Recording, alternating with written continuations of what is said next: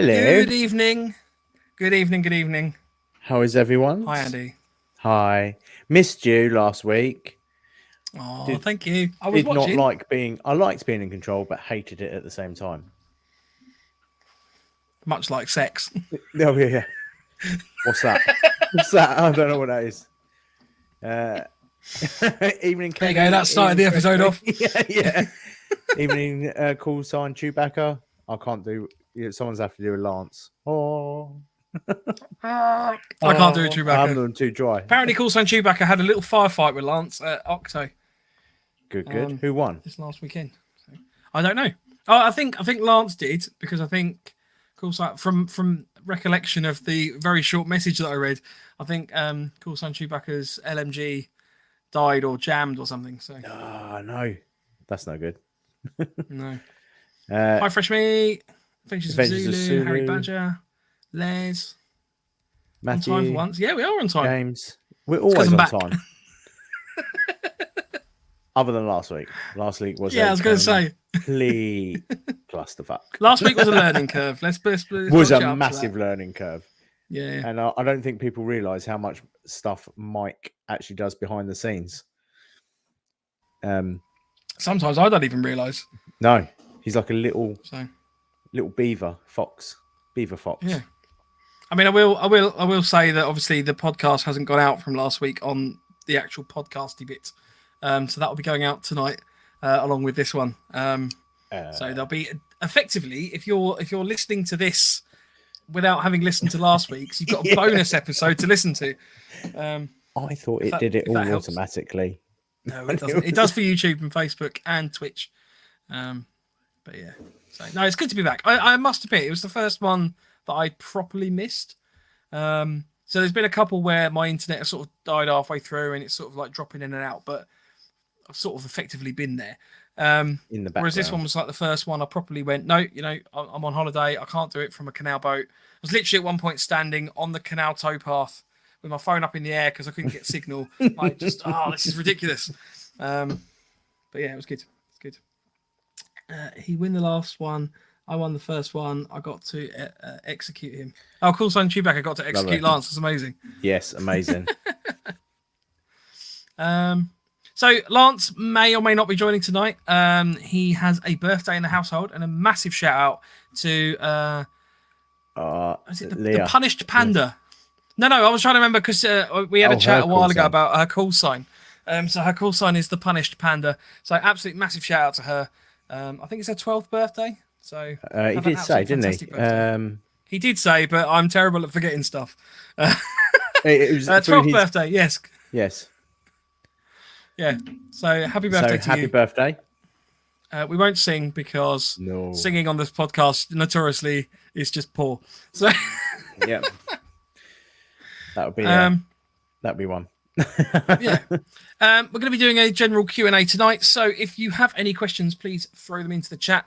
I know that there was a Q&A last week, but we had a bit of a chat between the three of us. And I think where the conversation was so heavily resolved around the SEO event. Yeah, the Poseidon. SEO event? Yeah. Yeah, yes. Poseidon. Operation Poseidon. That we figured we'd do a bit more of a Q&A this week as well. Because I know there were some questions from last week as well. So if you've got some questions, throw them in the chat. Just whack a little Q. Stephen's already done an excellent job of that. So lovely. Thank you very much. In the meantime, should we roll into the news? Ooh. I take my gun and I go pew pew pew pew. News.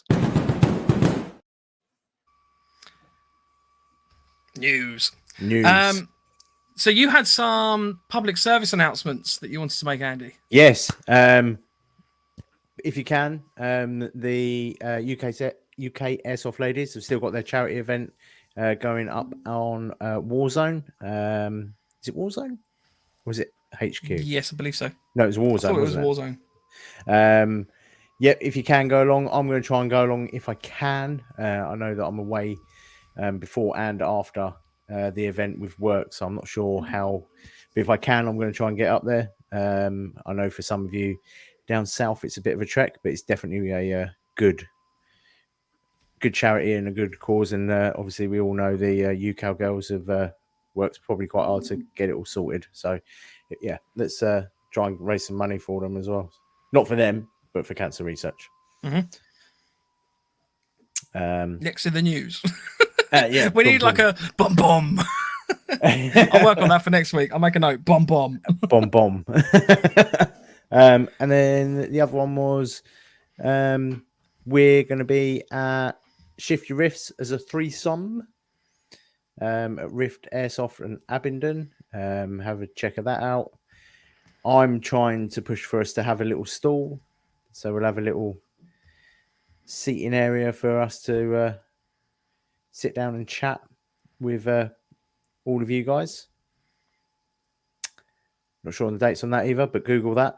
Google 27th, 28th of May. There we go. See, this is why we have Mike. So for if you are interested in going, I believe it's £50 for the Saturday and £80 for both days. Both days, Saturday and Sunday. It is free to camp. It is free to attend. You are effectively only paying if you want to pay for the actual airsoft. From my understanding, and families are. I mean, welcome. I've never been to this thing. You've been to it a couple of times. Yeah, so. well, I'm a marshal there, so I should know. Yeah, exactly. But we've got there's possibly helicopters. The paratroopers aren't there this year because they're doing stuff with other countries that are currently in conflict-ins. What else we got? We got vehicles. I'm going to be in charge of one of the vehicles. Beep beep. Going around. I really wanted us to potentially, because you can, from my understanding, buy a ticket on the helicopter. And I was debating if we could somehow record some audio, which is like, like the classic US like news networks where they go to like their eye in the sky, and we'll be like, we're now going to live eye in the sky, and it's just there's lots of I can't really see a lot. Airsofters running around, they're all wearing camouflage. There'll be a lot of people that aren't wearing camouflage that weekend, I tell you. It is so. From what I understand, it's going to be what they call Total War. So it's basically like a long battle sim with objectives and stuff throughout the day. But you can nip in and out of the event and things like that. Lots of stalls. So from my understanding, it's very similar to the National Airsoft Festival. Yes, but it's more in terms of its kind of setup. But it's more set up for if you wanted to, say, for example, Lance wants to get rid of 6 million of his pouches and only keep 1 million. He can set up a stall for free, and you can sell stuff there as well. So it's more catered around more of a airsoft car boot sort of idea. I think Viper are going to be there. Better toilets. Yes, lots better toilets. We have porcelain toilets. Where was I? That threw me. Talking about toilets again. Like a car boot sale type thing. Yeah, like a car boot sale. So yeah, if you guys are after anything or want to shift your rifts, which is hence the name, like if you've got things that you don't particularly fancy throwing up on Facebook or on Facebook sales groups and things like that would be a good place to go. You can probably earn a few pennies. There's also going to be a night game from what I understand. So if you wanted to run around with your white light and annoy people that have gone there with their £1,000 worth of noids, perfect. Nice. Yep. I know I'm looking forward to it because I need a bit of time away from the not from the guys, like with the guys. Yeah. Which would be good. Obviously a bit of airsoft, a bit of shooting some people, a bit of beer, chill barbecue and some ciders and stuff like that. That'd be good. Beer tent is being run by the RAF there and the Army. Nice. So I think from what I understand, the proceeds of the beer tent will be going direct to them for the base. Buy a new plane. Buy a new plane. buy a fence. Buy some barbed wire. There'll be lots of Gurkhas and stuff wandering around, I'm sure, because they're probably going to come over once they get wind of it and things. So, yeah, it should be a really good. It should be a really good one, I think. I'm excited. I'm going to have a new rifle. Yeah, are you? What rifle? Yeah, so I was gifted it actually. It's a PDW, M4 PDW with a folding stock. It's front wired. So I am looking at. I don't want to give too much away, but I've got a bit of an intricate way of designing a new front wired system for a single stick Titan battery. Which I will be chatting to Harry Badger about because my manufacturing skills are very poor. I have the ideas, but not the capability of making them happen. Harry, we need you. Yeah. So that's what we're playing with. I'm not sure of the brand of it, but it was gifted to me as sort of like I'd always wanted one, and I mentioned it to someone, and they just had one floating around. So he said, "Oh, there you go, have it." So big shout out to Mr. Kettles for that one. So I gave it to Guntech, and he has been playing with it. I gave him some money, and he's been putting all sorts of interesting things into it. So yeah, he's even given me a little dinosaur flash hider on the front of it as a little freebie, which I'm quite excited about. But yeah, Harry, I'll be in touch. I've got some thoughts on something for you. Andy, have you frozen? Oh no, you haven't. No, no. Someone's asked a question. I'm just trying to bring up the detail of. It's 6:30 on the Friday. Oh, on the Saturday. I don't know about the Saturday. On the Saturday morning, we normally open probably about 8 o'clock. I would have said. It's what time we normally open anyway. Richard McRae says get a Perron and a clicker into it. I don't know what that is. Well, I know I thought the Perron's a little torch, isn't it? I don't know what we were in. What we. What was that in relation to? A Perron. What's a Perron? I'm googling it. It's the highest god of the pantheon and the god of sky, thunder, lightning, storms. I don't think it's that. Rich, let me know. Tell me more. Yeah. So that should be cool. I'm quite looking forward to that. There was another bit of news. You had a public service announcement, the thing I was referring to earlier, about drinking water from certain sources. So recently, I don't know if this is through my weird fascination with the US Army and things like this, and my algorithms, which I've are probably totally whack. But recently, I've been getting a lot of TikTok and YouTube videos pushed my way about I'm not going to be racist, but an Asian lady who is in the US Army using the dirty skank water from the flameless ration heaters to make noodles with. And I feel her race was probably not really necessary in that. Like it could have just been somebody. Because now there's other people doing it. She was the original one, but now there's other servicemen and women going, oh no, it's fine, you can do it, and pour the dirty skank water onto their, like, they're making cups of coffee with it, they're making noodles, they're making hot chocolates with the water that is activated within the flameless ration heater.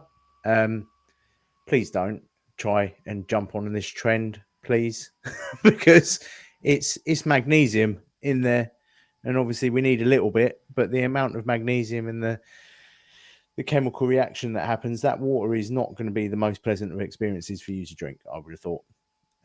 See, the question I had when you mentioned this in the chat, I thought, my first thought was basically, you don't put much water in there to start with, do you? Like, we're only talking, like, the chemical heater pack literally says on it, you filter this line, and it's only, what, a centimetre up from the bottom, it's only of that? a few. So you are not making much, unless they're collecting it from, like, several sources, or they've put more water in than is needed. Well, the original one filled it up. She filled it up to about that much, and, like, sealed the bag, like, properly sealed it. So that she made a bomb. Basically, yeah. And then as it started to, like, unravel, she opened it up and kind of, like, poured the red hot skank water onto her noodles. And just don't. It literally says on the packet, "Do not consume this water." Like, there's quite a lot of warnings on it. Yeah.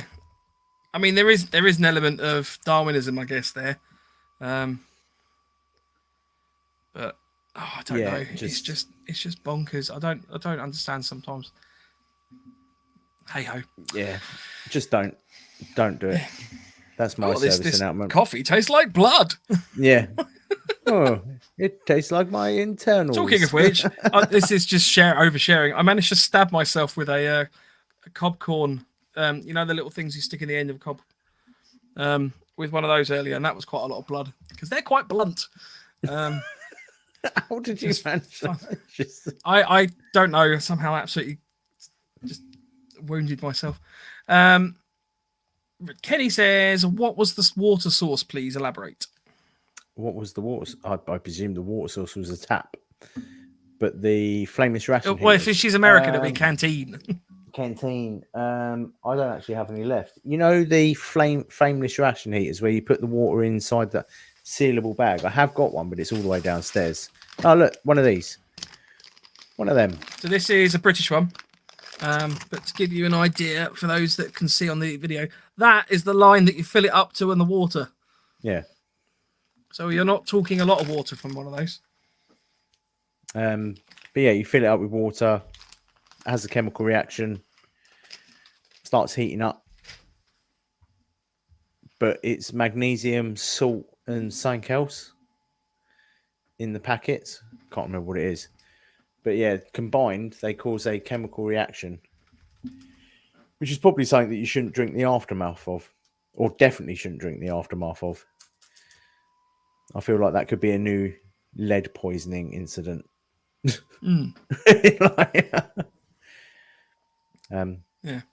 Hope that. Good PSA. Yes.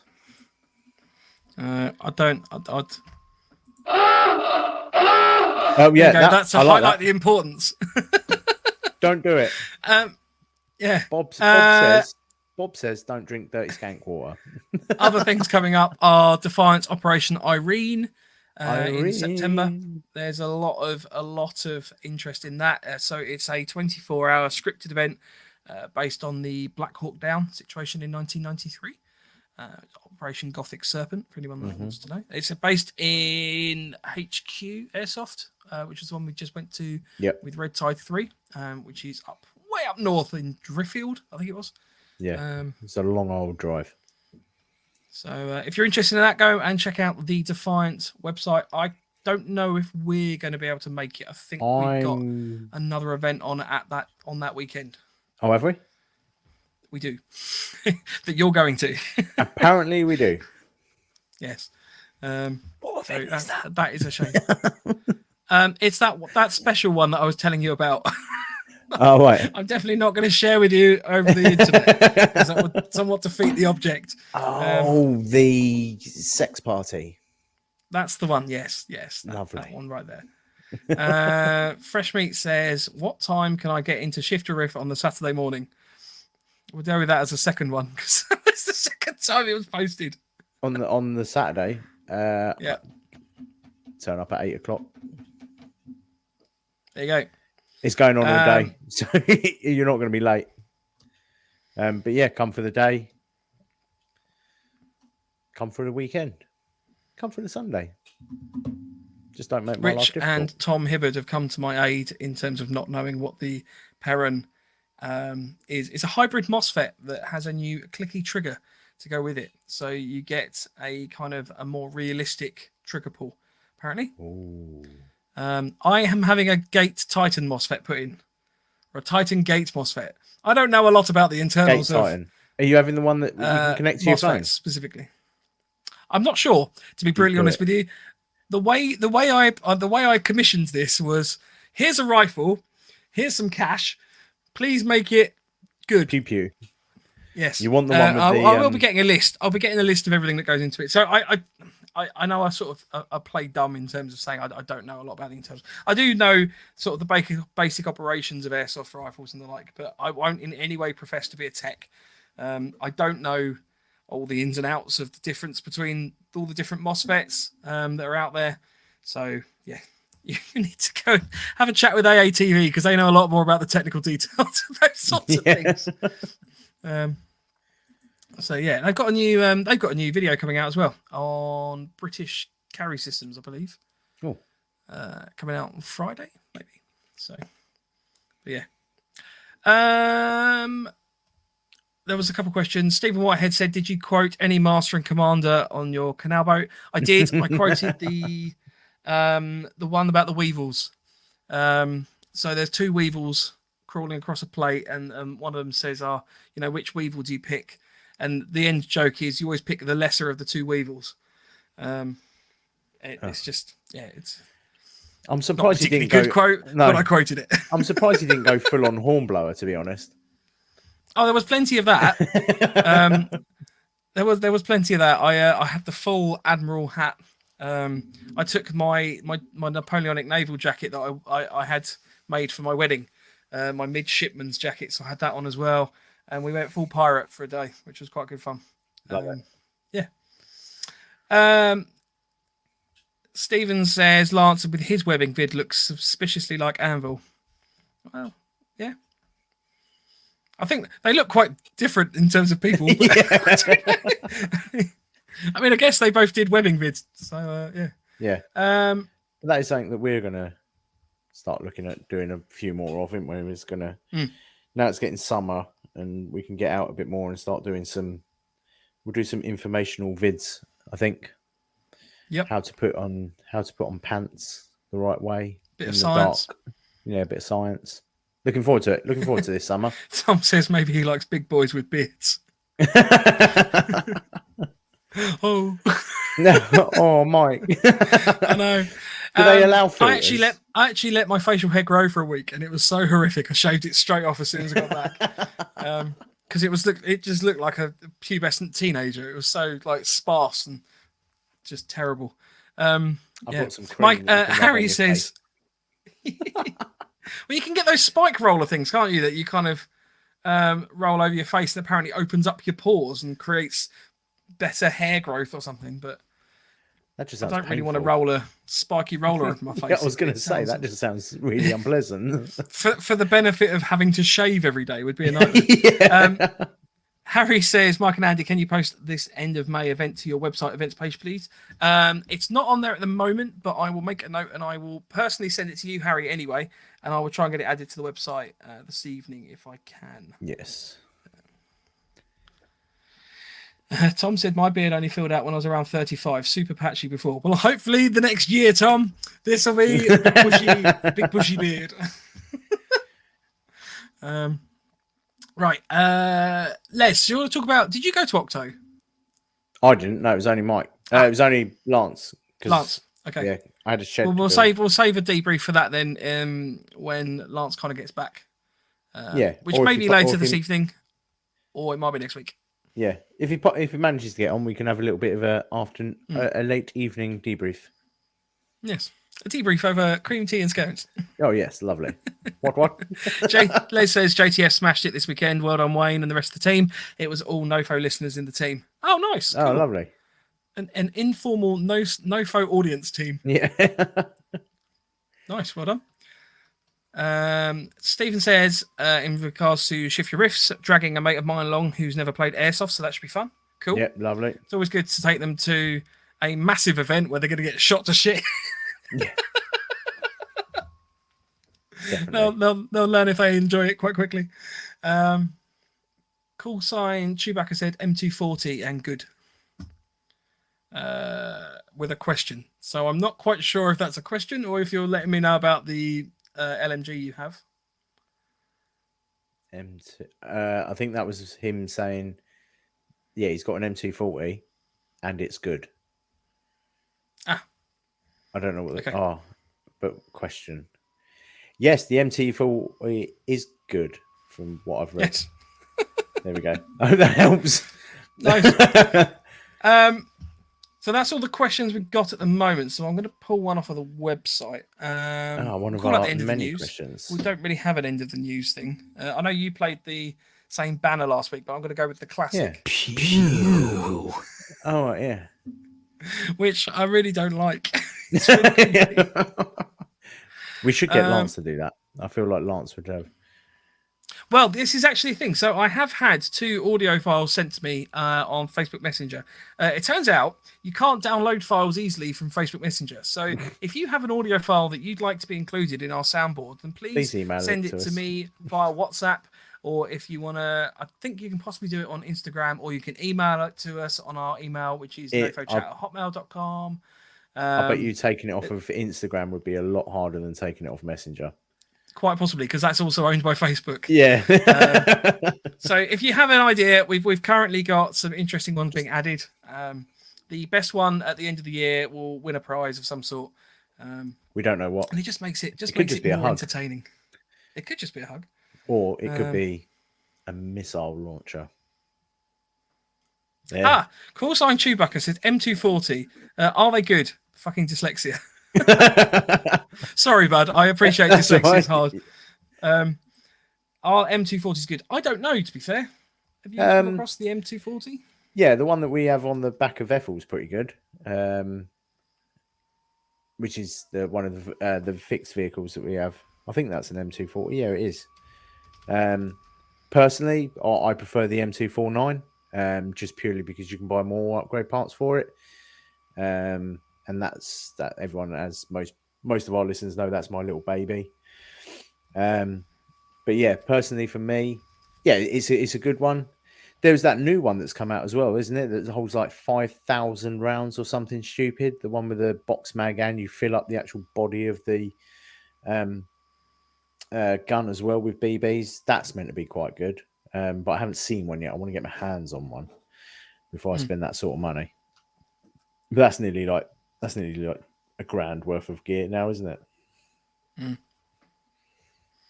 I have to profess, the LMG I would love to own is the MG42. The proper the full metal one by GHG. But the full metal one, someone did a full metal one, didn't they?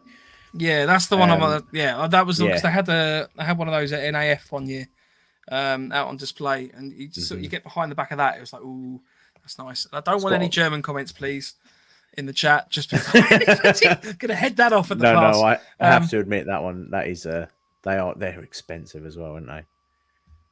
Yeah, but they're quite nice. Apparently, it's an 8,500 pound box mag, and Steve Walker at Rift has one.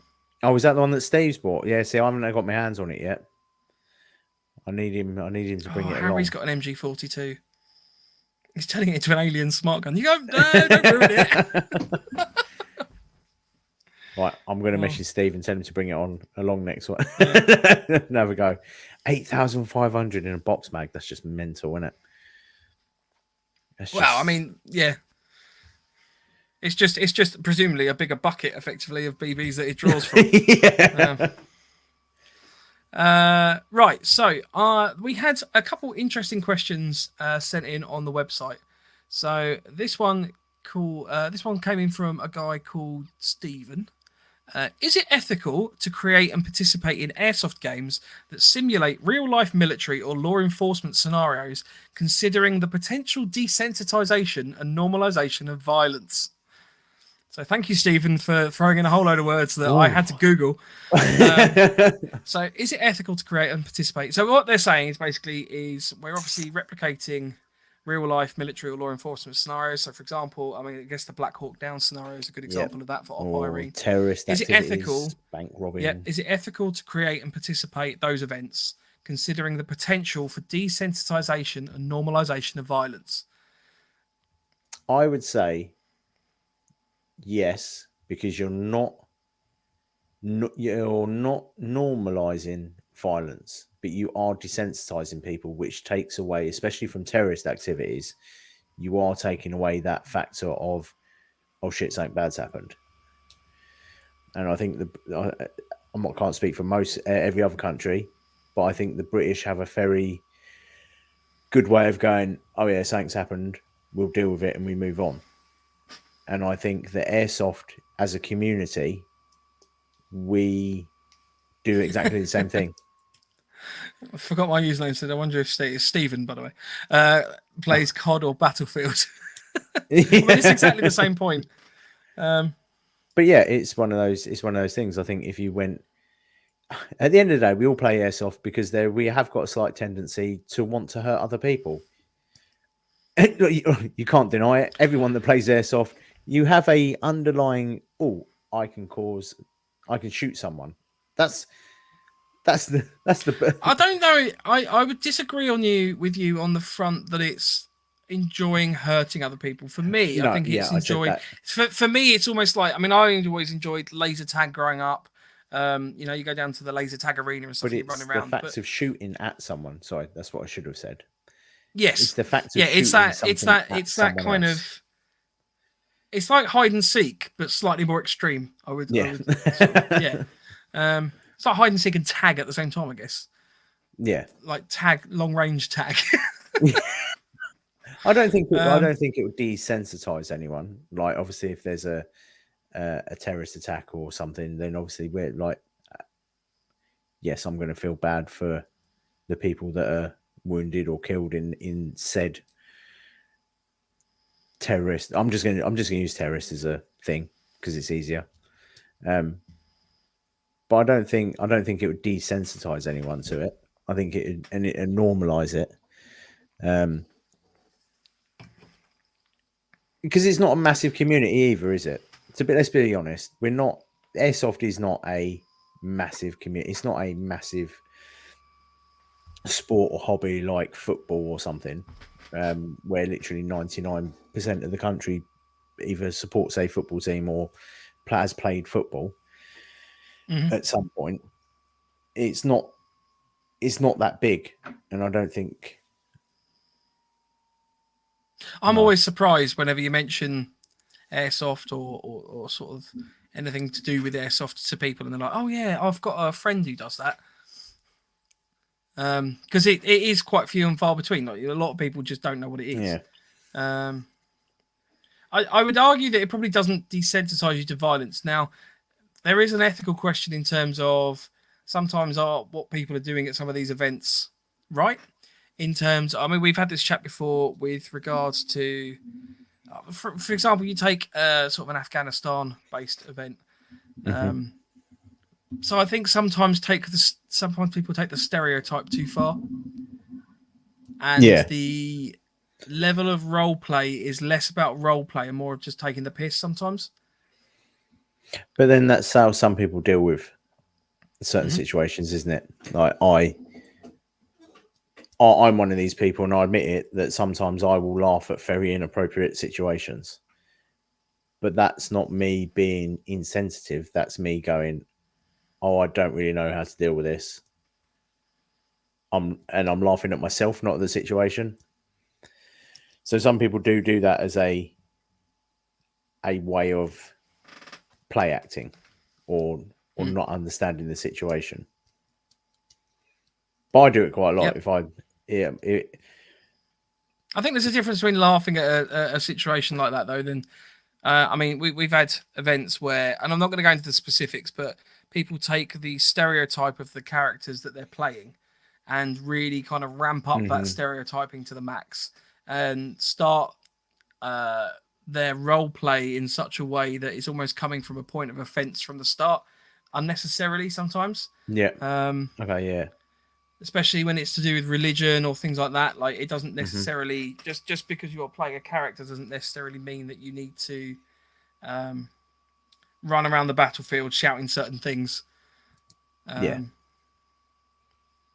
But yeah, I think people would get more annoyed with your. I'm going to say it would be more upset with someone shouting their political or racial views at an airsoft game more than them being worried if they're being desensitized.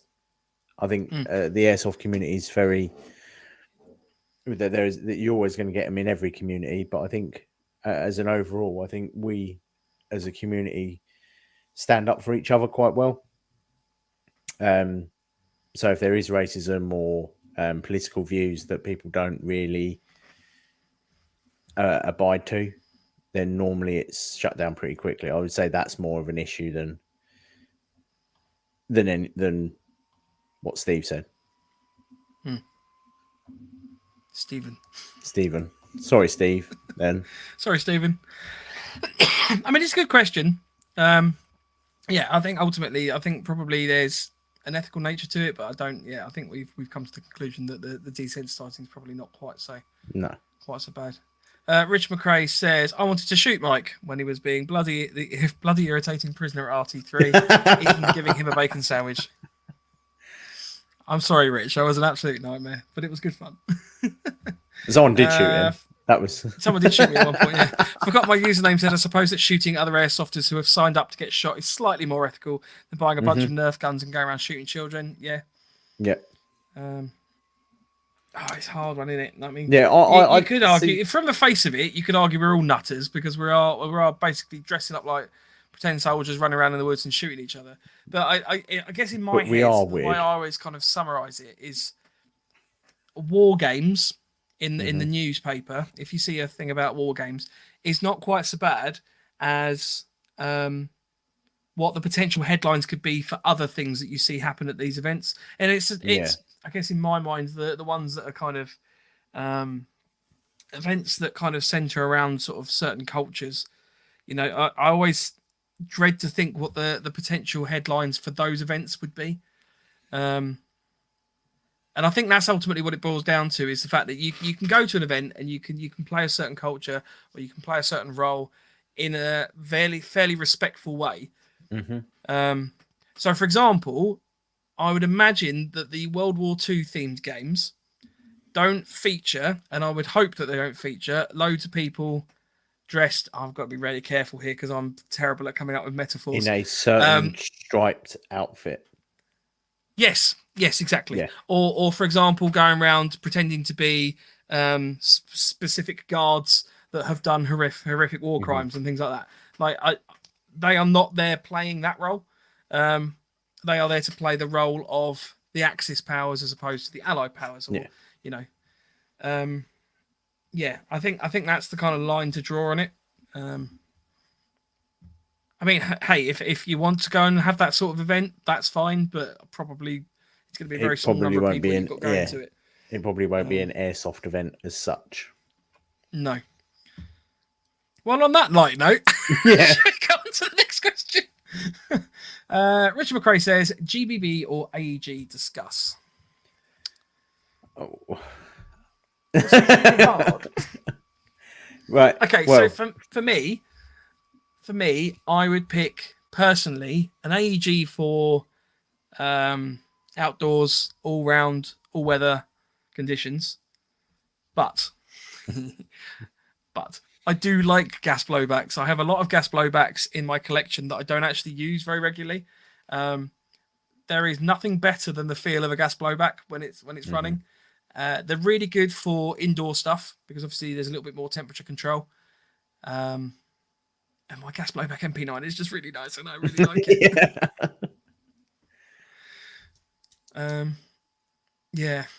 So I've had quite a few gas blowbacks now. Like my MP7, that was great fun. Obviously my AK that everyone saw from last week's that Lance put up, and there is a satisfaction to firing a gas blowback.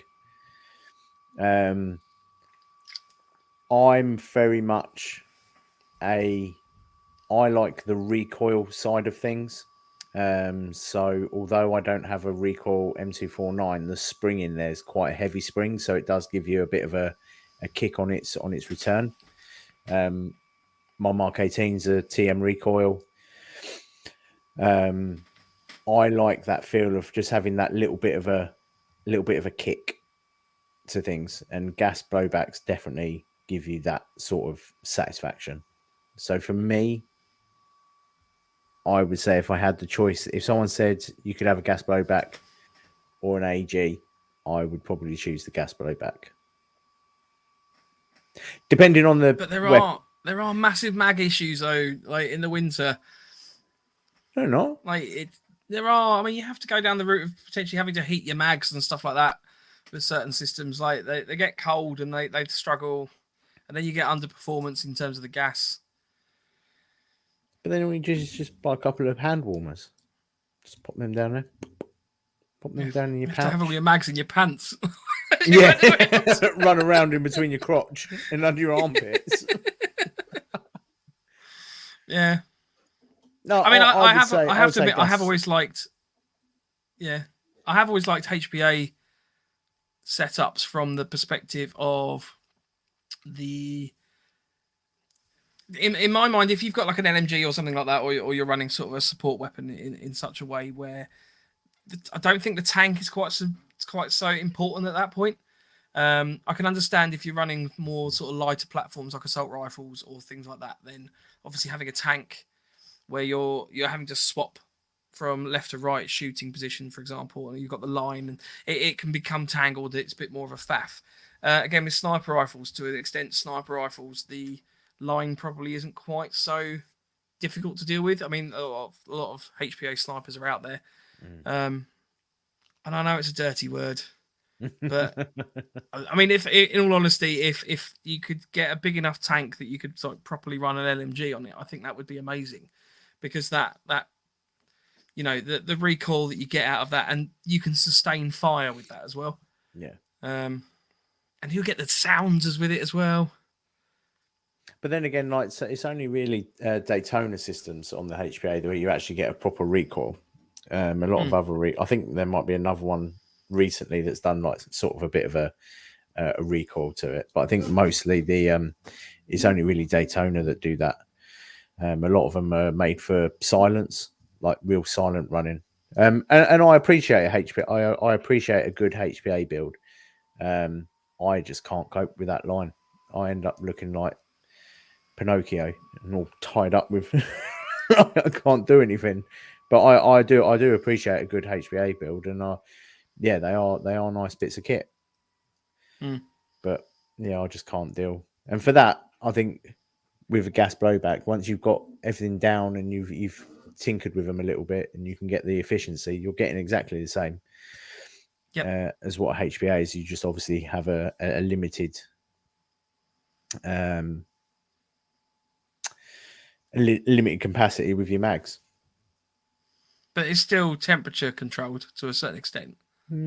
Yeah, you just change your gas though, don't you? So when it drops down, you just go up to black. You still have to play around with, whereas with compressed air, at least you're going to get more consistency across a range of situations, aren't you? So there's a follow-up question from Harry. He says, gas blowback versus EBB. In my mind, EBB is always something extra to go wrong.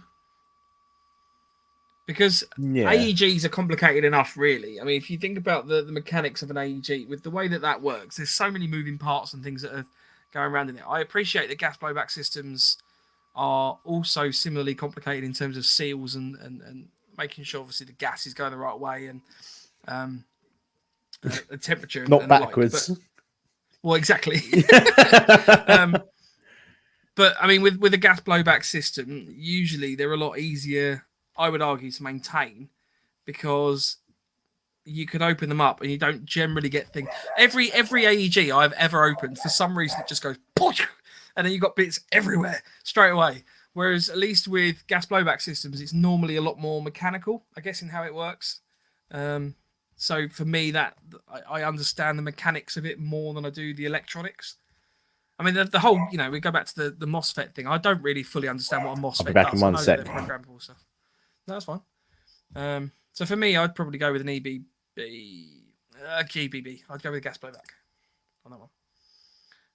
There's no recoil on standard HPA. I appreciate there isn't, but I know you can get the recoil kits that you can put in there. Anvil Airsoft. I've had and have GPVRs, TM recoils with a good motor, and optical MOSFET running on low caps is my preference now. So what's an optical MOSFET then? Oh, I have to look this up as well. I'm learning so much about MOSFETs tonight. Optical MOSFET. MOSFETs.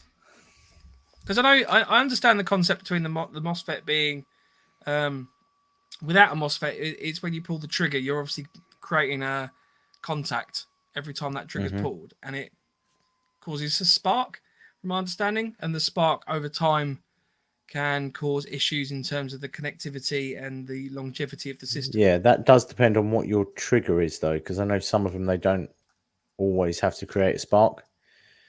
I I know my M249 one does at the moment because I hadn't used it. And then the over MOSFET becomes like an electronic trigger, doesn't it? So you're effectively it comes pushing like a button. switch. Yeah. Yeah. But I know you can get, programmable MOSFETs and the like. Obviously, you can get it so you pull the trigger and it, for all intents and purposes, plays you a tune. So you can get them that do all sorts of weird and wonderful things. You can change the rate of fire. You can change the number of rotations that the cogs or the gears do. Cogs. The cogs from the steampunk. Well, they are basically cogs, aren't they? Hang on a minute, lads. I just got to put the furnace on so I can fire my gun. I'm not a particularly good tech, but I know a little bit. Yeah, I just like the ones. I just like the new one. I say new. It's probably quite old now. But the one that connects to your phone. So, because I'm thinking of putting that in the LMG, so I can literally flip it down and go single shot. Oh, I'm allowed in a building again. So I'm not always stuck outside. Yeah, well, that's why I like my my Stoner LMG, because that's obviously got single fire on it. Oh, what, your feather gun? No, it weighs 7 kilos. I weighed it the other day. Leave me alone. I think that's what my box mag weighs. The parent, or to be fair, the box mags on the Stoners are an absolute nightmare. Like, yeah, they are. They've got this lovely designed rifle, and then they've clearly got Dave in the back of the office to go, Dave, go and design a box mag, and he's gone away and come up with this thing. I found a milk carton. Yeah, so it's got this stupid flap on it that when you open the flap to pour the BBs in, the flap, for some reason, the orientation, it doesn't open more than like maybe 70 degrees. So the natural position of that flap is closed. So you're trying to pour BBs into this thing with this flap that just sort of tries to keep shutting on itself. Yeah, I do need tech training. So I've looked up an optical MOSFET. The Perrin version 2 optical is a device that replicates the mechanical contacts in version 2 gearboxes with an electronic circuit based on MOSFET transistors and adds a multitude of new functions to your replica. So it's a drop-in MOSFET with cycle control, programmable firing modes, and active brake, pre-cocking, LiPo protection, ultra-low resistance wiring, and you can put up to a LiPo of 14.8 volts, which would be quite snappy. Yeah. I don't think any of the gears or internals would deal with that though. But your MOSFET will. You blow your piston to pieces every single time. But yeah. Start getting everything made out of high-grade aircraft steel. Yeah. Or titanium even. I don't think they use a lot of steel in planes. It's quite a heavy material. I also don't design planes. So there you go. But maybe that's a good thing. That's a good thing. Quite clearly. I forgot my username. Andy, does your dog run a tactical vest? No, because he's a awkward shape and nothing seems to fit him. He's he's quarter Jack Russell, quarter staff, quarter border collie, and quarter something else. And top half really bulky, middle skinny. He's a weird little creature thing. It's very cute though. He is. He's a pain in my ass, but I told you not to do that with him. yeah, I know. It's all that peanut butter. 2-pack, no. Just before you ask your question, Andy, because I know you've got one you're itching to ask. Anvil says, rather than tripping micro switches to check the gear and trigger positions, optical MOSFETs use LEDs and optical sensors. Effectively, rather than all the current going through the trigger, there is just a low-powered sensing circuit that trips the main current to go straight to the motor. So, I mean, don't get me wrong, it sounds amazing. And I will look into this more. Yeah. And I will come back to you with a more refined response. But yeah, it sounds cool. I'm sure we'll get an update of who did this to my gun and it goes pew. Well, I have this habit of collecting sort of boneyard rifles. So it might be that the next time I go to my tech, I'm like, oh, here's some money and can I have this input in it and make it fancy. Just so I can show Tom. Make it work. Sorry, you're right. You had a question. Yeah. So also as well, this is to everyone, and I'm pretty sure it might have been asked before, But if you could have any weapon made as an airsoft gun, what would you choose?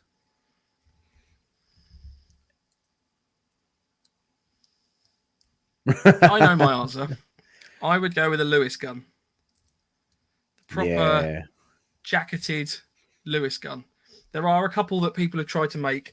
I myself own a replica that I've made out of drain pipe and MDF.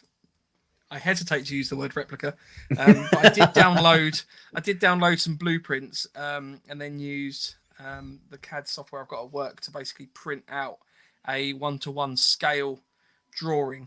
So it's roughly the right size, but the proper sort of water-cooled jacketed Lewis gun. It just looks ridiculous as a rifle, but I love it. Especially like you've got the drum mag on top. It just looks water-cooled with your water-cooled tank down on the left-hand side, so that could be your HPA. Yeah, I'll quickly pull up a picture of it because I don't know if everyone knows what a Lewis gun looks like. I love Lewis guns. Have you fired one? I haven't fired one. No, it's need to get yourself over to Vegas. Yeah, well, I was quite fortunate in that I was over there a couple of times, and I actually made a point of firing the real versions of everything that I own, airsoft-wise. Nice, because I kind of wanted to just get that experience, and I highly recommend that if anyone gets the opportunity to kind of actually have a proper go at a real steel version of what you run. That's always a wicked thing to have a go at. Hang on, sorry, I'm struggling to get this up. Don't make a joke out of that. There you go. That's a Lewis gun. And that's the jacketed version. So the water cooling system, I think it's a water cooling system that goes around the outside. Around the outside, yeah. You don't have to have that on. I think the SAS in World War II, when they were formed, they had the Jeeps or the sort of whatever vehicles that they were running with. You see that classic picture of the two Lewis guns attached to each other. They don't have the cooling system on there, but they are Lewis guns. Air cooled. Sorry, I apologise, Anvil. I thought they were water cooled. They're air cooled. We just need to get Anvil on the show. Let's invite him. Should we just give up? Should we just give up? Anvil, come and take over, mate. We'll give you the code. We'll go on holiday for a bit. But yeah, I just love the shape of a Lewis gun. I think it's wicked. So, yeah. How about you? Mine would be See, I've always thought this would be really cool, having a 4-barreled 50 cal. So you'd have a 50 cal with 4 airsoft barrels inside it because it's so big you could fit 4 in there, or maybe 5. And I think that'd just look really cool, sitting on the back of a truck. Or it's almost like the gun out of an AA-10. Yeah. I don't know. There's so many. There's some that I'd really, really love. I'd like to get hold of a shell ejecting, or I'd like to have a shell ejecting M1 Garand. So you have your 8 rounds and you put your shells in there. You'd never run it on a game day, but how cool would that be to have like the proper ping when you've fired your 8 rounds? I think that would be kind of cool. And then you proceed to go, 2 seconds. Yeah, that's what I mean. You'd never you'd never run it on a game day because otherwise the shells would cost about 15 quid each. Oh yeah. Yeah. We've got some good answers. We've got an A10. What, Warthog? just the GAU from an A10. Yeah. You need to fire tags. Yeah, Bren. There's a few Brens. Yeah, I'd love a Bren. John would says be good. Baker rifle from 95 Rifles as a sniper. That's quite a nice shout. Punish One. Hi, Punish One. Hey, here he is. Happy birthday, Punish Panda. I thought SAS had twin Vickers on their Jeeps, LRDG. Oh, I'm going to have to look this up. I'm going to look like an idiot again. What have we done? You fucked up again, haven't you? Yeah. So I'll read out some of the other comments we're doing that. We've got Ryan, Gas Bopack, MPX or gas blowback Sig Spear. Which one's that one? I think someone does do a gas blowback MPX, or one is coming out soon. That seems to come to mind. A ghoul that would fire tags. Yes, that'd be nice. SG-44. Yeah, that's someone actually makes one of those, don't they? And Daytona do a HPA kit for it as well. So, and that thing rattles. That sounds brilliant. Yeah, Lance is right. It was the Vickers. I clearly know nothing about the Lewis gun. So I am not allowed an opinion. So, no. Thank you, Lance, and Airsoft for correcting me heavily. We are looking for staff members. Yeah, send your send your CVs to the NoFo channel. Yeah. Oh dear. Anvil says, in reality, I just want TM to make a recoil carry handle AR-15. Yep. One day. Richard says the SAS had dual Vickers, all Browning, all Lewis. They had different loadouts on the Jeeps. Just finished reading the book. Yes. Wasn't 100% wrong. Which book? We need proof now. Yeah, tell us the book. Tell us the book. Harry says, are there that many real steel that have not been made into airsoft riffs already? Yeah, there's still quite a few. It's quite a lot. I'm just, to be honest, I'm quite excited about the new next generation. What is it? I've forgotten which one it is. They're basically the new M249 that's made by SIG. I think they won the contract. I think it's the M250 or something. I mean, that would make sense numerically. Or it's like 51. But yeah, that thing looks awesome. Very excited for someone to start making some of the new generation weapons. Yeah. Do you know what would be cool if you could get an airsoft version that's airburst? I have absolutely no idea of how the logistics of that would work or the technology. But if you had the ability to fire a projectile that went into a room, worked out it was in the middle of a room, and then just went into like a million BBs, would be pretty epic. You could have one on a timer. You could have a mortar round with a short fuse, and then when it explodes, a shed load of BBs come flying out. But screw being in that room when that goes off, you'll be like, "What is that? Just happened to my eardrums." Just get the I think because you get like the big airburst weapon, don't you? Like the I can't remember the name of it, but the I'll have to Google that as well. But it's like this massive system that's what you rock up with it. You start firing that around. It's just like literally people are hiding behind cover, and literally the projectile will come over the top of them and just shower them with BBs. Yeah, that'd be fun. That might be a little bit too much in the future. I'd like to have a proper firing BB version of a RPG. So like literally you load your round and it's the round that fires and like proper explodes, and I think that would be cool. I think at that point it is technically classed as a firearm though, isn't it? Not if you... I know that there's something to do with various projectiles and things that you fire. I'll just say it's a mortar. It's just a toy. Honestly, it's just a toy. Or yeah, just a real one would be fine. I've gone down my proper Western. My Russian weapons at the moment. I feel like that's probably because we'll be using those in a few years, but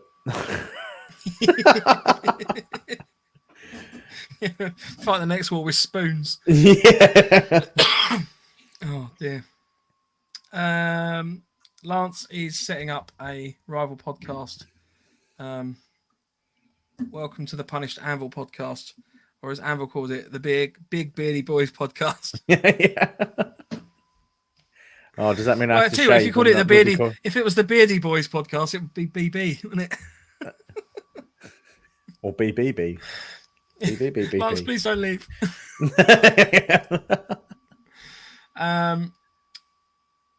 James Wilkins said, "I'd rather see all guns have stop on empty as a standard feature." Yes. Yep. That's one thing that I quite like about TMs and gas blowbacks, because all gas blowbacks do that. They have a lockback, don't they? My TM has it. I've got to, when that's out, I've got to push the little thingy button on the side, which sometimes in a firefight, I still, after 8 years of having that gun, I still forget to do. I put my mag in, I'm like, why is it not working? Oh, there's genuinely nothing worse than when you're running around with an AEG and you're like, yeah, and like it might be a rifle that you haven't used in a while or something like that. You're not quite used to the sounds, and then you're like, you're shot. They're not taking their hits. And you run out of ammo. Like, yeah. Oh, that's just badmin though. So, Ryan says a GMG would be amazing. Mm-hmm. It's chambered in 338, so it will blow someone away. Forgot my username. First, you start with a firework, a bag of BBs, and a bunch of cling film. Yeah, that's the airburst. Bruce Wayne tier R&D money there. I mean, that'd be pretty amazing. Punish one said the bouncing Betty anti-personnel mine. Harry's mentioned the same thing. I personally think that there is a big market for airsoft mines of a certain sort. Now, obviously, there are so many conflicts where mines and landmines are used. And I think that if we're going to go down the route of realism and stuff like that, having an actual minefield rather than just like a taped off area that's kind of used as a, don't go in this area because it's a minefield or something like that. I think having this is massively deviating away from kind of the primary and secondary weapons. These are effectively in the realms of pyrotechnics and non-gun kills, I guess.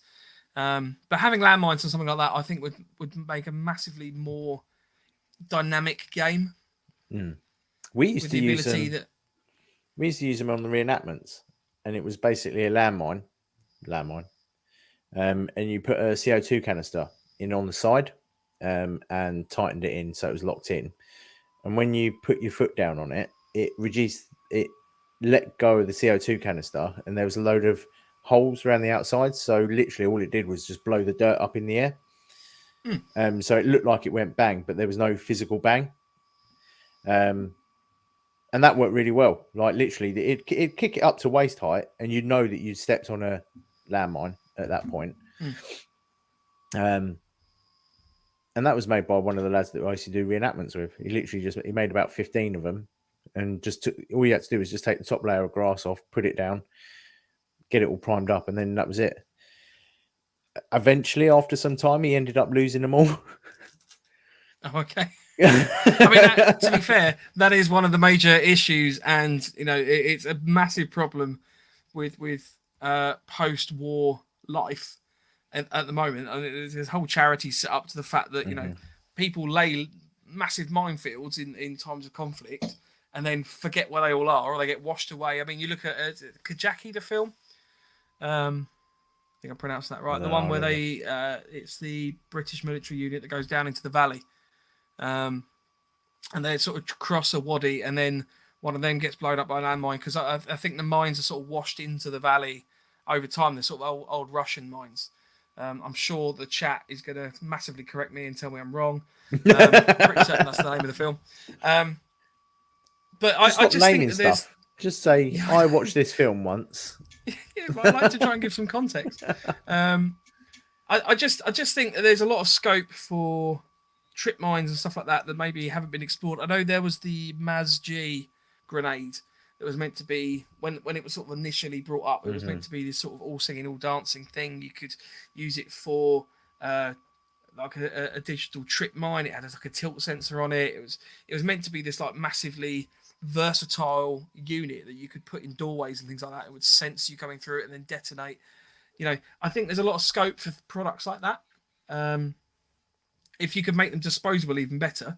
If you had like a little paper pyro system that had maybe a little tripwire on it. The problem with actual physical tripwires is obviously after the thing detonates, you've still got the tripwire flying around. Blimey, Anvil Airsoft even held and used a MASG. It worked twice. Oh, I'm well jealous of that. They were... I mean, they now look like a syringe.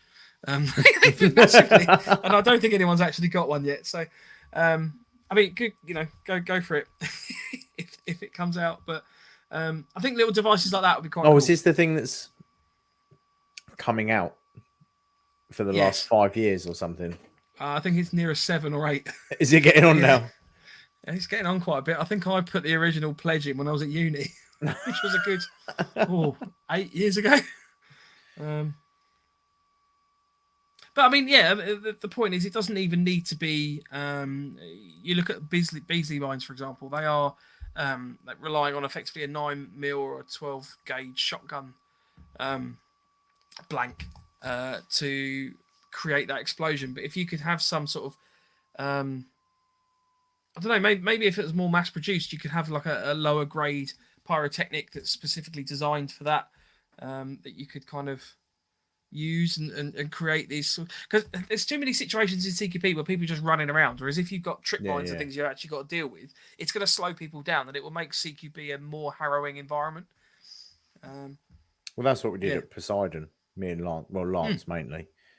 Like, he got some trip mines set up, and it slowed them down. It gave us points of ambush as well, because instead of you waiting for them to come through and just lighting them up at a certain point, you're making them stop at the point that you want, which is really handy.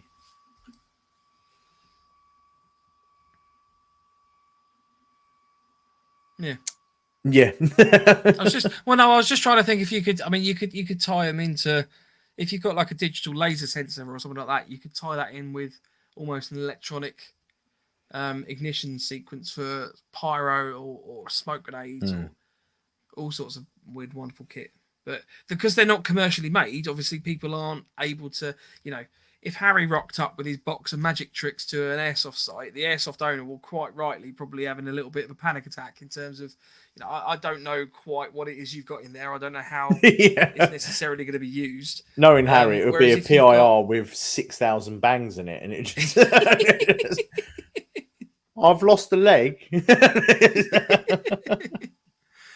But, I mean, if you had these things commercially available, Mark 5s are obviously commercially available because they're tried and tested.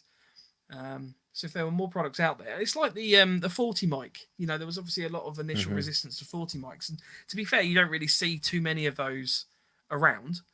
Because a lot of sites banned them because of idiots misusing them. That was the trouble with that. Exactly. But then you look at the mortar systems, like the two-stage mortar pyrotechnic. I don't remember seeing those when I started Airsoft. No, I think they've probably come in sort of subsequent to that, but more and more sites are kind of happy with them. Maybe used in a certain way. I know some sites have sort of specific rules on saying it's got to be on the ground, elevated at 45 degrees. Yeah. Or no more than 45 degrees. But it's almost because these things aren't around commercially. Whereas if maybe some companies came up with more commercial systems that could get used more and more and be reusable as well, then there's a bit of scope there. I know there's a massive tangent on what airsoft gun would you like to see. Well, yeah, it was a bit, wasn't it? It digressed. Sorry. Yeah, well, it still answered the question. Just. Yeah. It was Kajaki as well. It was. I was right on that one. Yeah, 1 dead and 7 injured. It's a really, really good film. Highly recommend watching the film. It is quite a harrowing film to watch. Yeah. I think it's on Netflix possibly at the moment. Oh. Maybe. Yeah. Right, what's the time? 1:09. If anyone has any further questions, please feel free to throw them in the chat. John Smith says, has anyone tried a 14.4 volt battery at all? I didn't even know you could get them, have to not. be honest. I generally thought the biggest one that you could get was the 11.1 LiPo from Titan with like 6,000 mAh or whatever it was on it. The big double nunchuck one. I thought that was the biggest. Car batteries are I'm just looking 12. them up. They're between sort of 12 and 14 apparently. They reckon car battery voltage can range anywhere between 12.6 to 14.4. So it's effectively plugging your airsoft rifle into a car battery. That'd be awesome on an LMG, though, wouldn't it? I mean, a crew-served weapon would be pretty wicked. Like, especially if you could tie it in with like the battery beneath the mag or something like that. Yeah. It's a massive system you've got to run up with. That'd be pretty cool. I'll tell you what, we should get in touch with more shops who are making weird and wonderful things. And they can utilise our ideas and draw from our minds. Yeah. Stephen Whitehead says, how does it work with insurance? Do underwriters all have different requirements for different sites regarding pyro? So, after speaking to a few organisers, and obviously not running my own events, but working for Rift Airsoft, and speaking to them, from what I understand, there's only actually a very finite amount of insurance brokers for what they class as outside contact sports. And I think there's only a couple, and I do think each insurance company has their own little quirks and things like that. I know of a couple of, I don't know the name of the company, but I know one company doesn't allow anything that's made by Airsoft Innovations. Are they the Airsoft Innovations? They're the ones that made the tag for the Master Mic and the grenades, the disposable pyro ones that throw the BBs. Just purely, I know that there's a couple of sites that don't allow them due to insurance. Some sites say that mortars. Here's a curveball. Do you think there is a potential that some sites are using that as a bit of a cover to enforce their own opinion? Probably. So, for example, it might be a case of maybe just the owners like, oh, I really don't like 40 mics. So rather than have to have that battle of, I personally don't like them or something like that, it's a lot easier to just go, insurance won't allow it. Yeah, they could be used as a scapegoat. Yeah, but I'm not. Yeah, that's something that is a possibility. I don't know. I'm hypothesizing. Yes. Oh, excuse me. Oh, as well. Sorry, it's been a little long. I couldn't get to the mute mic. No, yeah. For those listening on the podcast, Andy yawns. Yeah, that was unexpected. Yeah, I think it is a possibility. I suppose we all do it at some point, don't we? We all kind of turn around and go, yeah, well, yeah, my insurance won't allow me to do that. Can you come and pick me up? No, my insurance won't let me drive after 9 o'clock. I've got a box fitted. Yeah, I've got a box, black box. Yeah, there's risk assessments. I mean, Rich is just pointing out that most insurers don't care. It's more to do with the site's risk assessments. I mean, for example, certain small sites probably won't be allowing mortar pyro, for example, because it is designed to go up in the air, and at that point you have no control over it. If it's particularly windy day and you've got a small site and you're living next to Doreen and a little chihuahua in their little residential garden, and they keep getting these mortar rounds going up in the air, blowing across and landing in their garden, that's obviously going to be an issue for the airsoft site.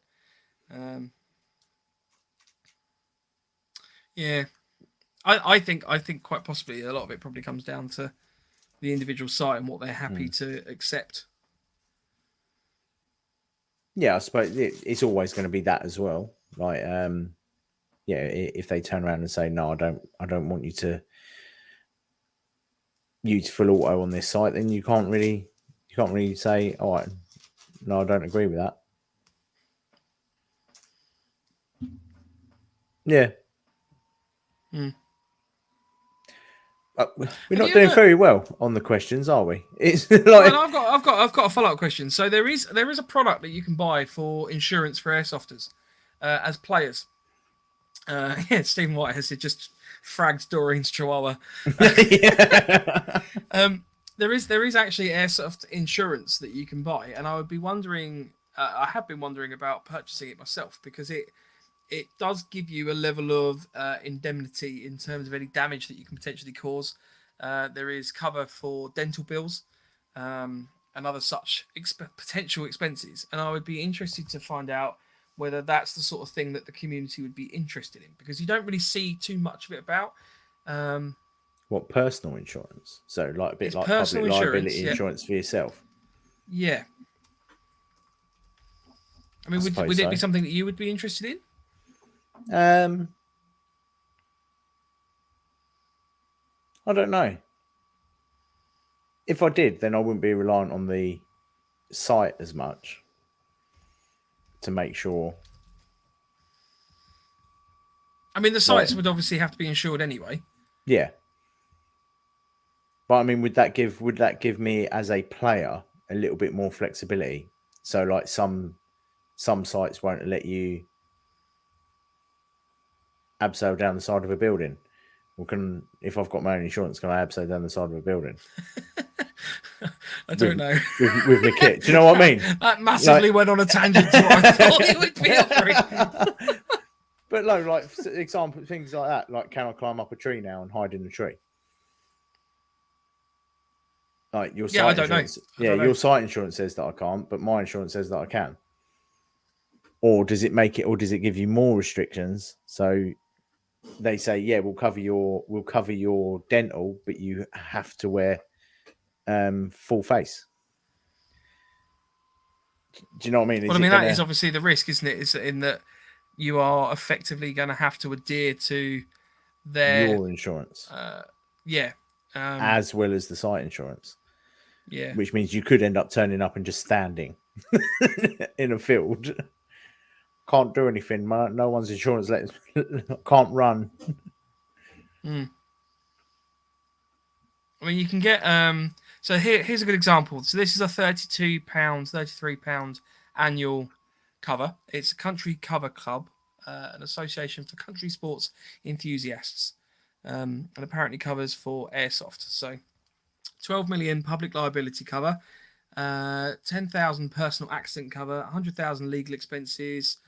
There's a shotgun license thing on there as well. Free personal accident and injury solicitors service, consultation with specialist firearms solicitors.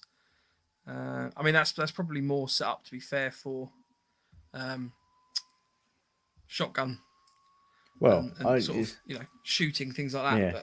But with the laws that are changing all the time. It's balcony insurance.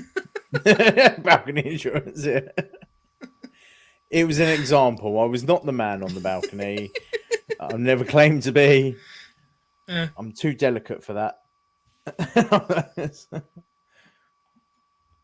It's an interesting concept, though, because I mean, it is something out there that's available, and with the level of damage that you can sustain, I mean, having potential dental cover is going to be a bit of a saver if it is £40 a year, and then you get your tooth shot out, say 3 years down the line, you're not going to probably have spent that much on insurance than you would be on your dental cover. Yeah, it all depends on what sort of caveats they put into place, though, isn't it? It's like, but then would that give you the opportunity to go to, say, like, if you had your own insurance, could you go to a private game? Well, you can go to a private game anyway. You don't have to be insured, do you? No, but the site isn't insured. So if anything happened to you, it's like at your own risk. Like, would they cover you if you went to your own site? Oh, I see what you mean. It's an interesting one. I mean, I guess along the same context of, say, you've got sports insurance. I mean, Tom's suggesting, for example, that he's got personal insurance for his cycling, triathlon, and coaching activities. Presumably, if you're cycling, you are cycling anywhere in the country. Mm-hmm. So theoretically, I would imagine that the airsoft equivalent would be anywhere. I don't know. I mean, I guess the risks would be very similar. Yeah, I think so. Yeah. I mean, maybe there would be a caveat if you're going from woodland, for example, to an urban centre. Say you just go around, start playing around abandoned buildings, and you fall down a big hole because you're in a place where you shouldn't be. Yeah.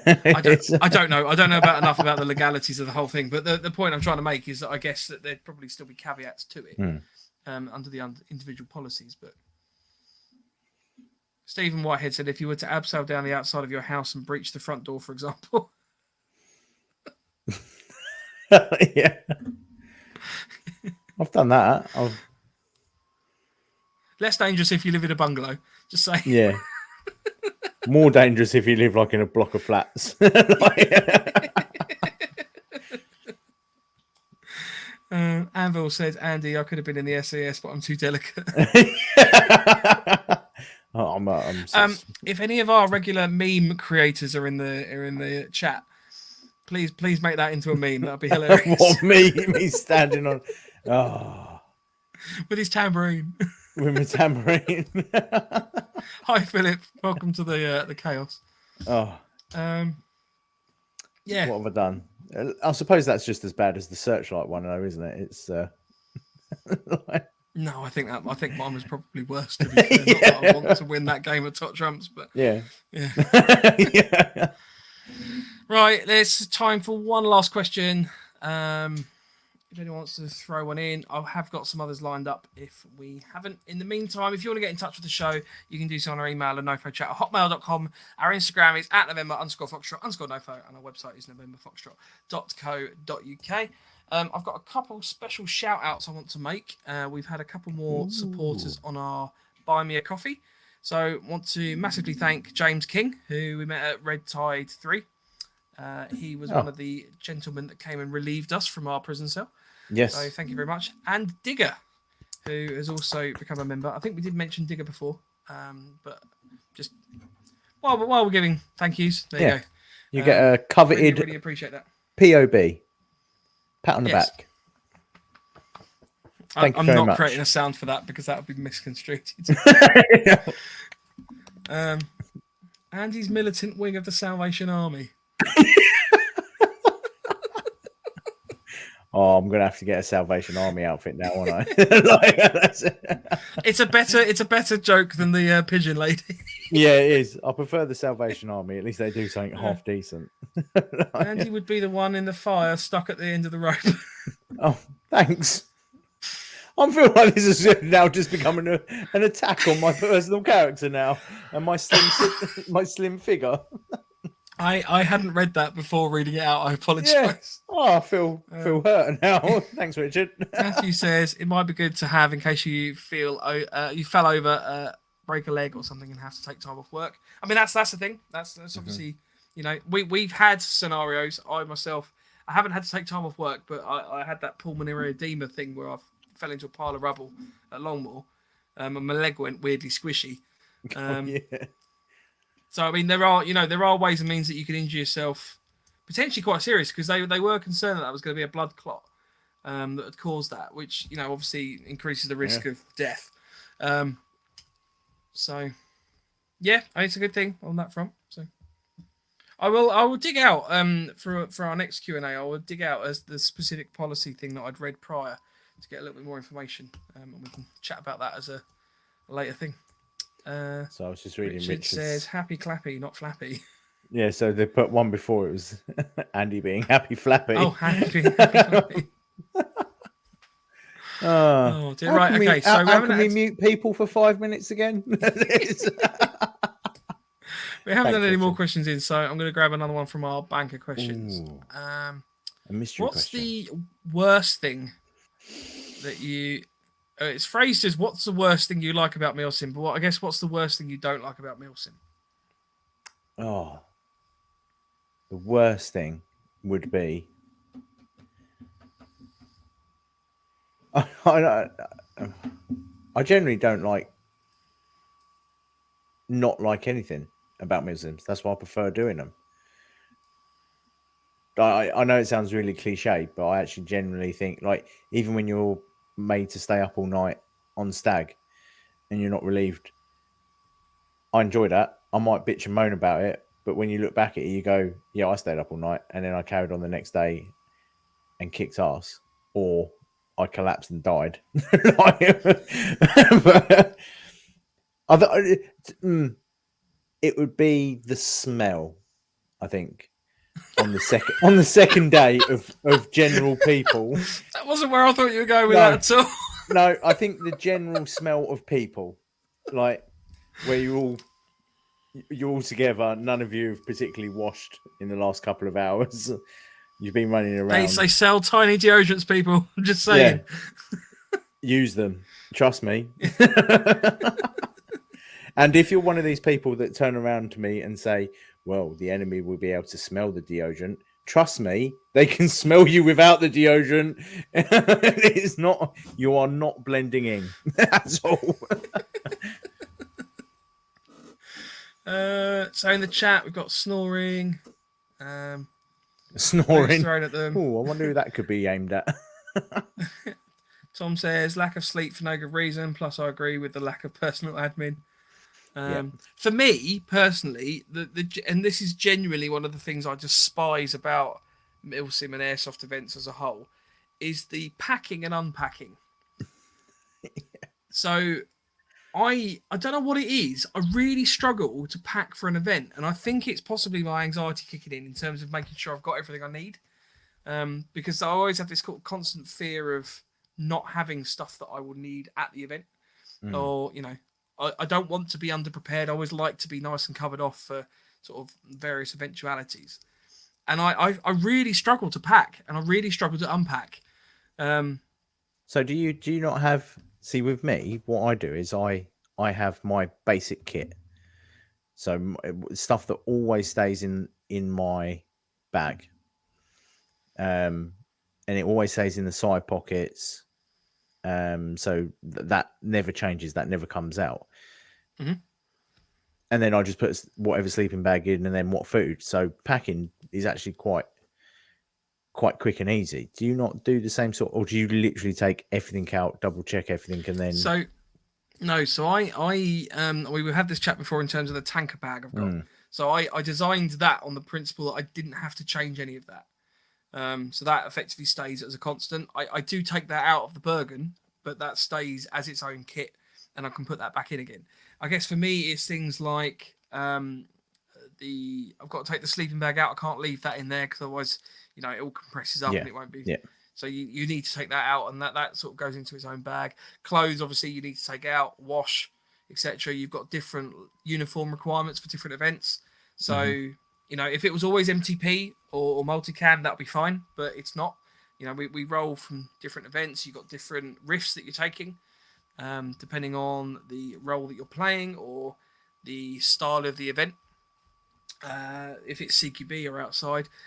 Food-wise, I generally tend to have like a pouch. I've got my food all sort of stashed up on my shelf, so I just grab what I want to eat over that weekend, put that in the pouch, and that goes in.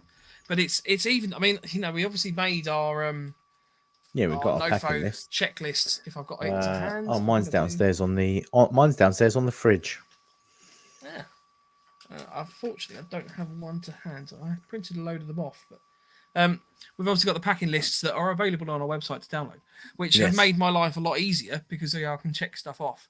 But it's still just that whole packing and then unpacking at the end of the event. I just really can't stand, and it's a real pressure point on the event, genuinely for me, because I get really stressed about it. Maybe like 4-5 days in advance. One way I've found to tackle that is to pack 2 or 3 weeks in advance. But then it's always finding the time to do that, and it's like the impetus. There's no immediate rush that you need to do that.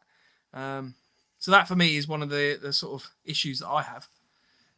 See, I quite enjoy the packing of it, because I'm like, oh, I get to use this. I get to use this, which I haven't used for ages. So the packing side of it, I quite enjoy. I have to admit, I stick with the unpacking. Yeah, that can suck, can't it? That can be a real pain in the ass. But yeah, I think, it's not a bad one.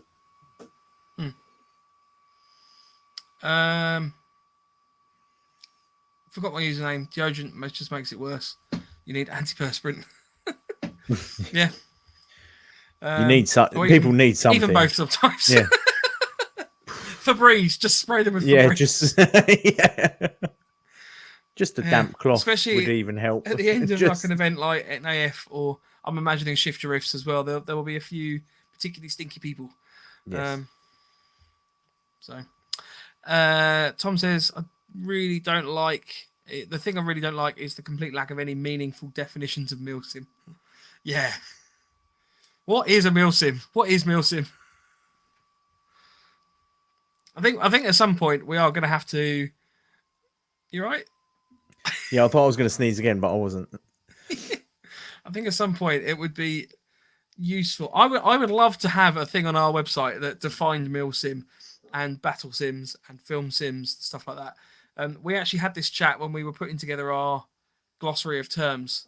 Yeah, sort we of did, didn't we? indicative glossary, and we decided that we couldn't do that because it would potentially cause issues with event organizers who call their events one thing, because it needs everyone to have this massive sign up to everyone's being on the same definition.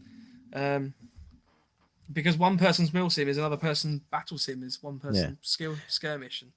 So what you should say is what is milsim 42? What milsim? Yeah. The Heresy group did a really good video on that. It was Tim, who I believe is actually no longer part of the Heresy group. Maybe I had heard rumors. I don't know. I'm not sure. I don't want to Drama. Say for sure. No, it's not drama. I think he'd taken a step back from it. But he did a really good video on milsim and what milsim means to him in terms of a title. And you know, it's a really good. I highly recommend watching that because it's an interesting. Was that his bit of a? Wasn't really sort of rant. I wouldn't say it was a rant. It wasn't a rant. No, it was more of a highlighting issues within the sport. I think, although we can't call it sport anymore, can we? It's a hobby. It was his video titled "Is Milsim Dead?" Airsoft rant. So it was called an airsoft rant. But it's a really interesting one, and I highly recommend. It's worth watching. Harry says, "Isn't milsim simply military simulation?" And yes, it is by definition. Yes. But the problem is, if you call a milsim event. So, for example, AI 500 has been bandied previously as a milsim. So certain people go and they put it on their YouTube video. Oh, it's milsim in an abandoned shopping centre or whatever, an abandoned detention centre. It is not a milsim event. It is not a milsim event. I'm just saying it is probably more of I don't want to start slating them. Yeah. But it's not a milsim. There are different events are run in different ways by different people, and they all have their own different takes. You know, Octo events are heavily playbooked, I would say. Defiant events are, having now sort of seen that from the DS side, are playbooked with a sort of approximate strategy. So it's not sort of rigorously following that per se, but it kind of gives an outline as to how the event will play through. I've been to some milsims that are literally you turn up and it almost seems like the organisers are like, right, you go there. So yeah, not sure. AI 500 is a bloody skirmish. If anyone's been to the AI 500 this last weekend, I'd be highly interested to hear your opinions. Was it last weekend? It was. There's a lot of interesting comments. I follow a few of the chat groups, and what were people saying about this last one? Because I know the one before that was and from what I understand, a shit show. To put it bluntly. Right. So I am basing this opinion purely on what I have read online of other people's experiences. We obviously haven't been to this event. No, this we year. haven't been. So I can't specifically comment, but from the general summary of what I've heard is that they are still not listening to some of their feedback, and it was very much on par with a lot of the comments that I've seen on previous events. And the one that I found particularly interesting was there was one chap who said they are just there to raise money. They are just there to make money and they don't care about the player, which is a sentiment that I've heard at the 3 AI 500 events that I've been to from a multitude of people. So before anybody starts saying that I've got vendetta against them, I don't. You know, ultimately, I have been to their events. I have been to their events across a number of years. And I probably will go again if they have some particularly good venues, because I like playing their crazy venues that they seem to get hold of. I've only said that the only event that I will do with them now is if they get either an aircraft carrier or some sort of ship. That would be the only time that they would get me to give them money. Other than that, I wouldn't even bother anymore. That would be my two. I'm not bothered about shopping centres. Russian embassy. If they got hold of the Russian embassy, I wouldn't mind having a little run around in that. Got to think about embassies, don't you, Andy? I love embassies. Does the Russian one have balconies?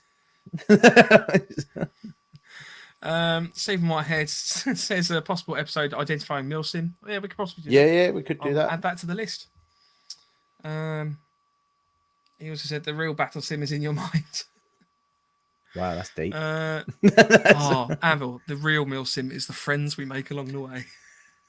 Oh, I feel like I should have that tattooed somewhere. That's quite a. Tom, if you get 5 minutes, can you record yourself saying that in a sort of semi sexual David Attenborough style voice? Yeah. That'd be amazing because I'd love to add that to the sound bank, please. Although, did you hear about that? Did you hear about it on the news? So if we get alien visitors, the person that is going to make first contact with them is David Attenborough. Officially, worldwide, David Attenborough is now our human liaison officer for aliens. I was like, what a legend. It's going to take him 4 hours to understand one sentence that he says. But why's this guy talking so slowly? Yeah. Hi there, and welcome to Planet Earth. And why is he whispering? Well, I'll be honest with you, Andy. If aliens invade or we suffer any other sort of semi-apocalyptic scenario, I hold out no hope for us because we had COVID and for some reason we all flocked to steal all the toilet paper. So, you know, the way that the UK government and the world sort of seem to deal with that scenario, you kind of hope that these people know what they're talking about and have these plans in place and contingencies. And it's like it all just fell apart. I mean, we used that Excel spreadsheet that they had it ranking down the wrong way. So it was going across instead of down. And we ended up filling that up in the first sort of 15 minutes or something ridiculous. So I hold out no hope for us. I think at that point, I used to watch apocalyptic films thinking, it would never really be this bad. No, yeah, and then we've gone, actually... There's no more Andrex! The films are making it seem a lot better than what it is. Yeah. The Walking Dead should have just started off with, like, toilet paper shortages. Yeah. Oh, right. That's probably the end of the show for this week. Next week, Lovely. Do we want to be doing the PMC loadouts? I think we're doing the PMC loadouts. I'm not sure who's... We're doing PMC loadouts. Should we lumber Lance with it? Let's just refer to it as PMC loadouts, and it'll be between you and Lance to go first this time because I went first last time. So we're going to be doing the second in our series of our interpretations of PMC loadouts. So it's a kind of... Certain PMC loadouts will be very different from others. This is kind of our generic approach to allow you to go to an event if you just need a basic PMC sort of style. If you are looking at specific sort of loadouts, I highly recommend, and this just sounds like I'm blowing smoke up Anvil Airsoft TV again, but they do a brilliant set of videos on different loadouts and the like, and sort of bits of kit that you can buy for very sort of specific periods and looks. So I highly recommend having a chat with them or having a look at their kit. But we're going to be doing our interpretation for myself, Andy and Lance over the next few weeks as part of our sort of extended mini series on our loadouts. We've done PMC. We've done Task Force prior, so you can check that out on YouTube and Facebook. We're also going to be doing Op4 for various roles and specialist stuff in the future as well. So, yeah, hopefully that's of interest. If it is, join us next week at 8 o'clock. Yeah. In the meantime, if you want to get in touch with the show, you can do so. Is it my turn? Yeah. I'll let you do your spiel if you want to get in first. touch with the show, you can get in touch with our email at nofochat@hotmail.com. Our Instagram is @November_Foxtrot_NoFo, and our website is novemberfoxtrot.co.uk. Big shout out to our American listeners and our Canadian listeners across the pond. You seem to be a third of our audience, and I appreciate you can't always join the live chat. So hello, welcome to the UK. Or howdy, depending where they are. Or howdy. Howdy. Hi there. Have a great day. And now we've lost all of closing them. remarks. Don't drink the water from your self-heating ration packs. Like on it. that note, we'll see you next week. Stay Say bye, NoFo. Andy. Bye, Andy. See you later. Bye. Bye.